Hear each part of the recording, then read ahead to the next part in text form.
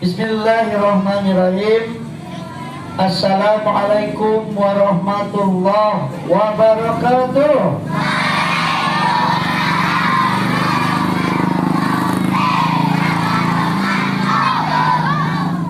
Innal hamdalillah wassalatu wassalamu ala rasulillah wa ala alihi washabihi wa man walah.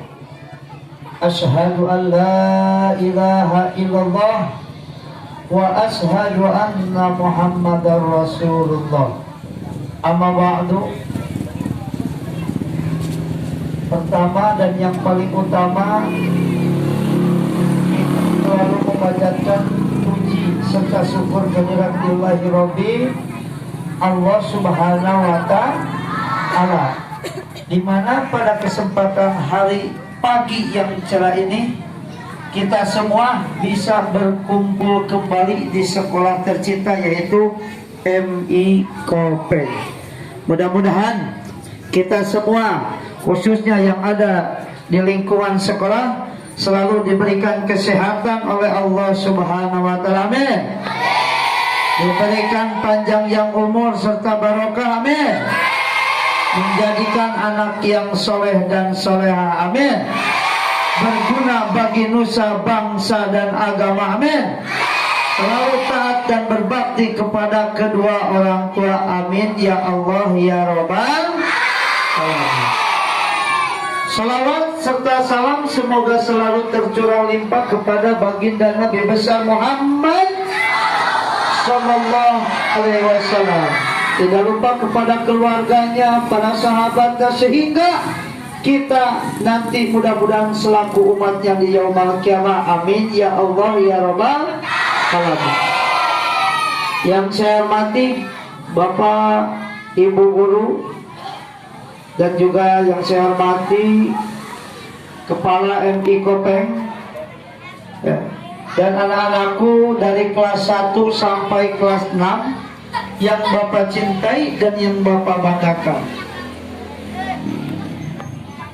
Beberapa hari telah berlalu, kita melihat di tayangan televisi ataupun media sosial lainnya, bahkan kita pun merasakan yang ada namanya adalah gempa.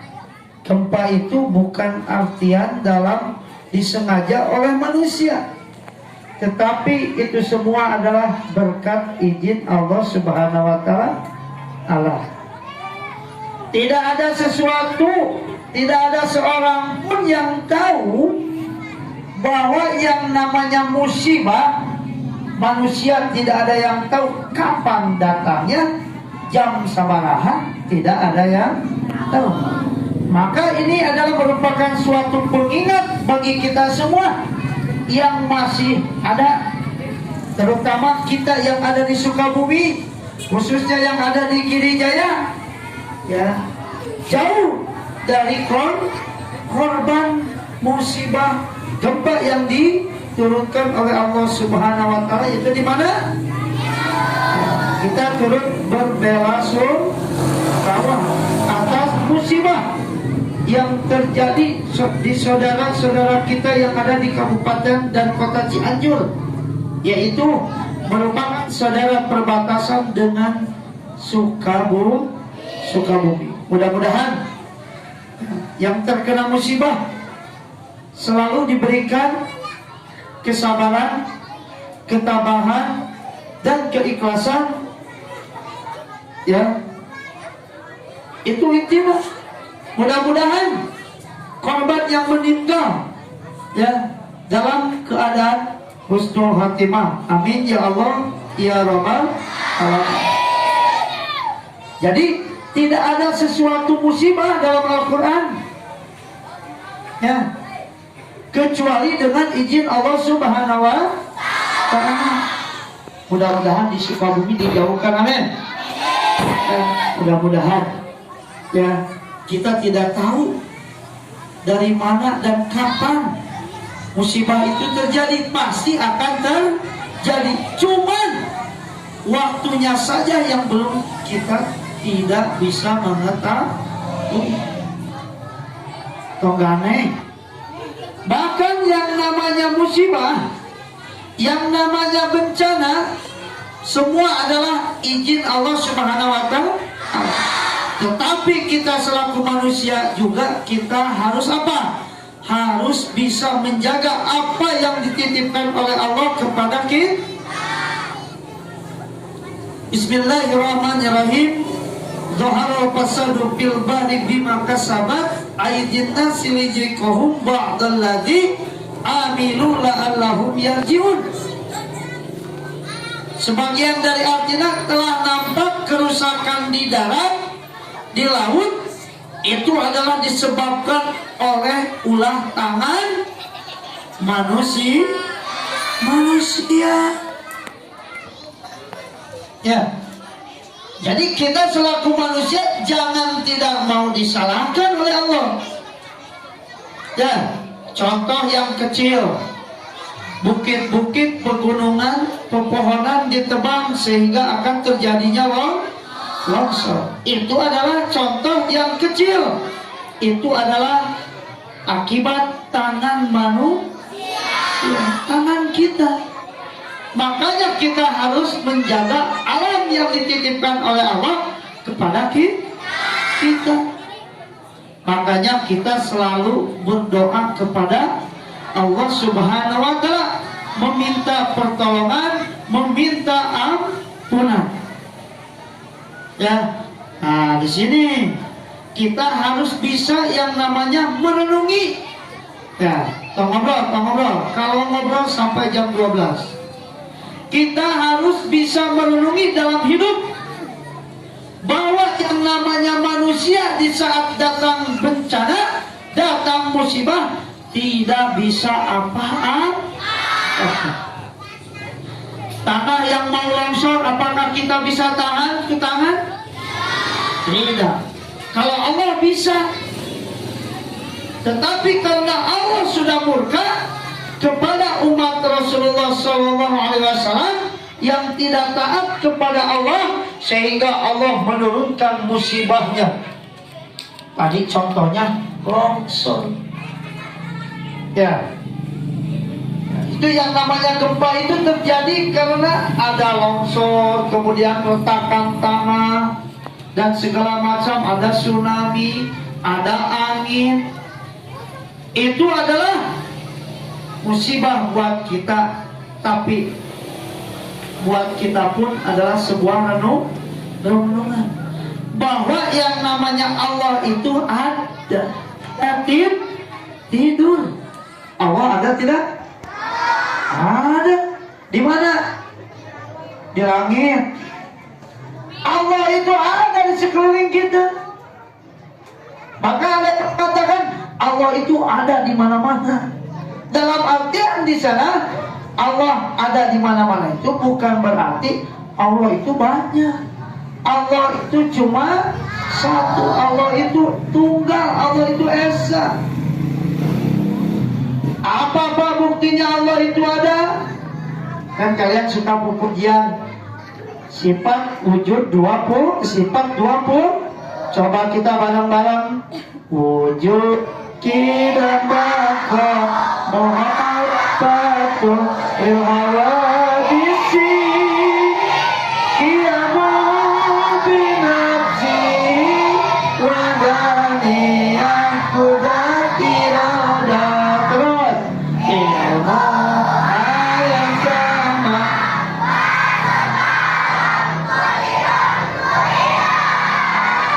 alimana yang semian basiran mutakalimat. Kita ambil contoh dari sifat Allah yang 20. Yang pertama tadi adalah Allah itu ada, yaitu dalam sifat yang pertama. Sifat yang pertama apa? Wujud.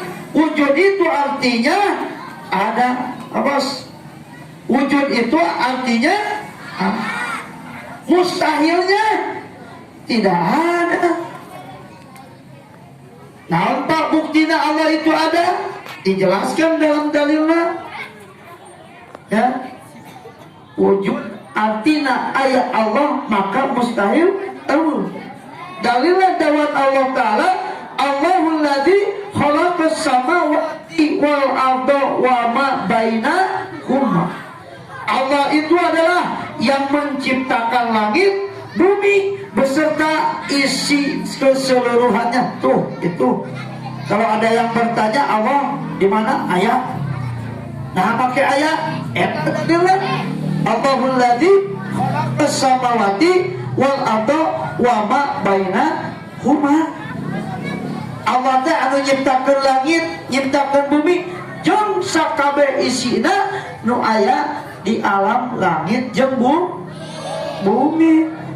So, anu nyiptakeun kemang gitu saha? Allah Subhanahu wa ta'ala. Manusia hanya bisa meniru, tidak akan bisa meniru sesuai yang aslinya. Bukti apa lagi? Kita ada. Siapa yang menciptakan kita? Allah Subhanahu wa ta'ala. Ingat tidak kepada Allah? Makanya Allah itu ada. Allah itu wujud, nyata, nampak, melihat kita semua. Cuma kita yang tidak bisa melihat Allah. Tetapi harus bisa yakin Allah itu ada. Dan Allah itu langgeng, yaitu Allah itu tidak akan rusak. Wa yabqa wajhu rabbika dzul jalali wal ikram. Dalam sifat anu 20 wujud kita, yaitu yang ketiga bako lain bako udun. Bako itu artinya kekal alias langgeng. Bahkan kita selaku manusia juga akan merasakan kekal dan langgeng kapan Pak? Nanti di akhirat. Kita sekarang di muka bumi ini tinggal bersinggah, ya. Apa kita akan selamanya tinggal di muka bumi? Tidak. Kita akan kembali kepada Allah, masukkan ke lubang lahat anu disebut naon? Alam barzahnya eta kubur. Apa yang kita bawa? Harus kita renungkan. Hey. Apa yang kita bawa ke dalam alam kubur? Motor, mobil, perusahaan, kabogo nugelis, sepatu yang mahal, presiden, jabatan, baterai, cek. Bukan. Yang kita bawa adalah yang satu apa? Amal. Kalian nanti ada yang jadi polisi, mau jadi jenderal dibawa tidak? Mobil Mercy tidak ada yang dibawa, Fortuner tidak ada. Yang pertama yang kita bawa yang hanya satu, yaitu amal. Kebaikan kita selama hidup di bumi atau di alam dunia. Makanya kalau kita ingin masuk surga, merasakan kekekalan di surga, di akhirat, yaitu surga, makanya kita harus selalu melaksanakan perintah Allah, memohon dan meminta pertolongan kepada Allah, dijauhkan dari segala mara bahaya. Mau kita selamat di dunia? Mau kita selamat di akhirat? Makanya kita harus sering-sering membaca doa sapu jagat. Ya, doa yang kita sering baca setelah melaksanakan sholat.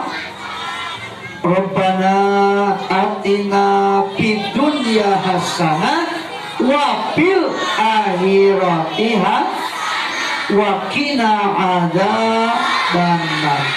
Tah eta teh urang teh minta doa keselamatan ke Allah di dunia oge tur di akhirat. Ya.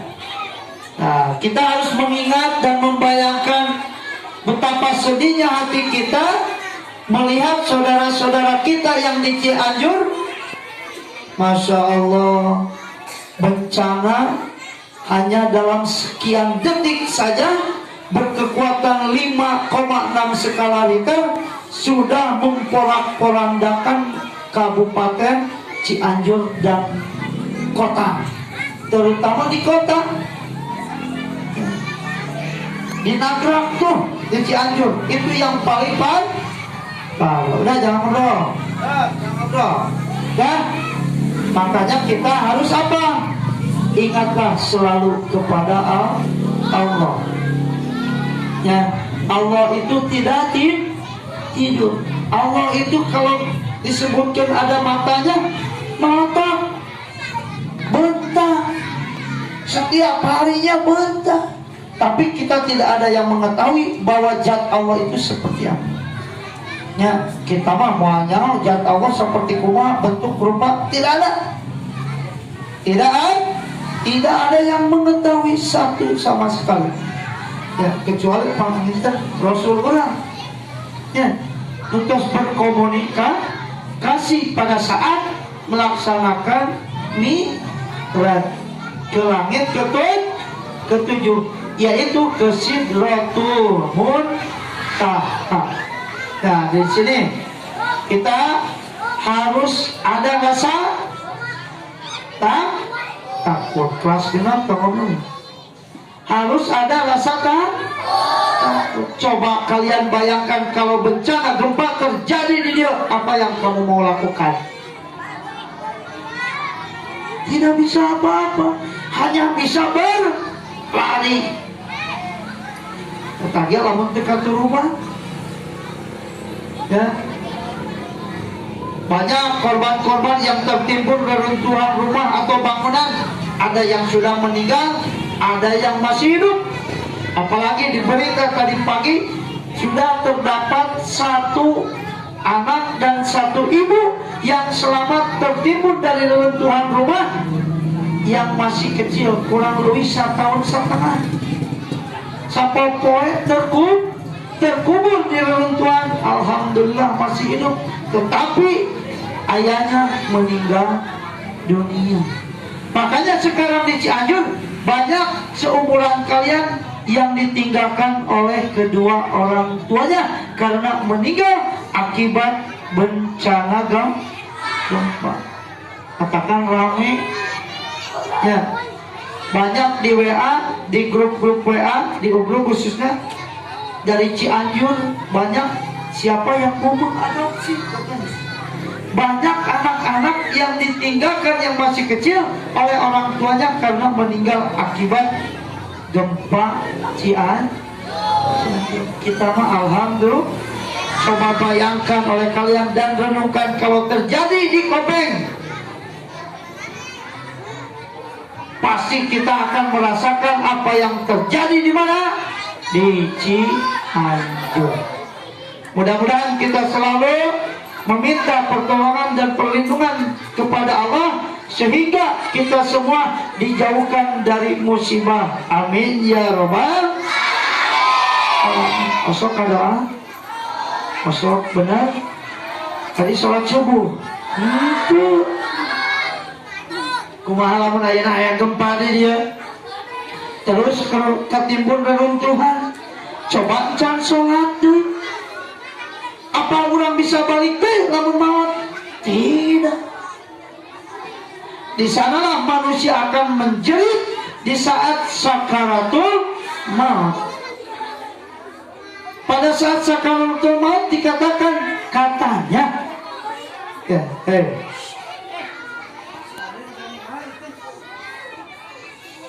katanya sakaratul maut itu lebih sakit dibandingkan tubuh kita ditusuk-tusuk 100 kali oleh pedang. Sakaratul maut itu akan mengingatkan, lamun cek bahasa Inggris mah, bakal eling urang teh ka Allah, hayang balik deui ka alam dunya, arek ngalaksanakeun parentah. Tapi tidak ada yang namanya manusia yang nyawanya sudah dicabut, rohnya dicabut, bisa kembali lagi, ya, kecuali itu namanya mati suri. Mati suri mah pingsan, ya teman. Ya, tidak ada yang namanya manusia pada saat dicabut nyawa oleh Allah tidak bisa mengatakan apa-apa. Katanya manusia itu pinginnya apa? Hayang balik deui ke alam dunia. Ternyata sakaratul maut itu sakit, apalagi nanti di alam kubur, apalagi nanti di neraka. Kekal dah di neraka teh. Kak, sono dina kompor panas tuh. Saya nanaona yang namanya kekal dan abadi di akhirat itu contoh. Pak Ina mau dimasukkan ke neraka, sebelumnya Pak Ina itu utuh, ada jenggotnya, utuh semua. Tetapi oleh Allah dikeceburkan ke neraka, menjerit berteriak, tulang belulang hancur, daging hancur. Oleh Allah dikembalikan lagi utuh lah. Ayah jamotan deh, ayah panaran deh, dikecaburkan deh, gitu, cenah, kecerdasan. Jadi apa? Jadi rusak karena api neraka. Ku Allah dibangkitkan deh, utuh deh, ditajong deh ke neraka, bangkitkan deh, tajong deh, tah, eta abadi teh kekal. Coba ayana manusia, orang atau saudara kita yang sudah dikubur, belum. Tidak benar. Benar apa benar? Kamu hirup dari bisa mengkontun Bandung? Mustahil. Ya, itu rame kelas non empra. Ya, di sini kita harus merenungkan terjadinya musibah itu adalah melainkan izin dari Allah Subhanahu wa Ta'ala. Yapu. Ya. Ngobrol. Ya. Lanjut atau udah? Lanjut tuh, capek sih. Ya. Yang jadi penceramah sakit ke sekolah. Nah, di sini harus kita renungkan. Apalagi buat kalian semua yang belum memiliki yang namanya dosa, kecuali yang sudah balik. Banyak perempuan di sini kelas 1 atau kelas 5, kelas 6 yang sudah balik ada? Ada. Itu sudah menempuh hidupnya, yaitu memegang. Nah, memegang dosa. Yang sudah balik itu namanya adalah sudah dewasa. Lamun teu salat dilaknat ku Allah. Ya. Dan sholat sewaktu 40 amal ibadah